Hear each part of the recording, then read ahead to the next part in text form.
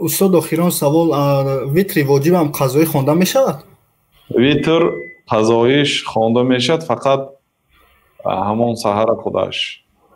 پیامبر صلی الله علیه و سلم میگه من نام عن ویتری، کسی که از ویتر خوابش برده ماند یا فراموش کرد یا شب خسته خواندنی بودید، در آخری شب که خوابتان غلبه کرد و خسته نتونستید، بعد آفتاب برآمدن جفت کرده خوانده میتید. ویتر نمیخوانید، یعنی تاق نمیخوانید. و ویتر معناش تاق برادر،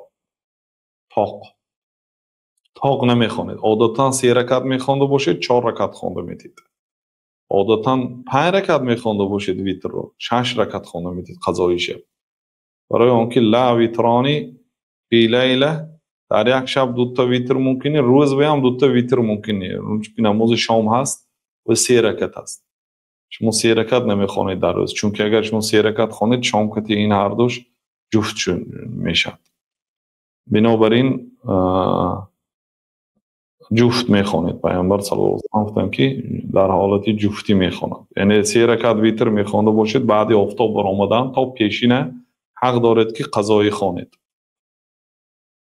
یعنی 4 رکعت خوانده میتید، عیناً ثواب شب خواندگی میگیرید. اگر عذر داشته باشید، یعنی خوابتان برده ماند، نیت داشتید که میخوانید لیکن خوابتان برده، از این که گذشت دیگه کمای ثابت شد و فرض نیست که و خواندتید و به جوابگری داشته باشد.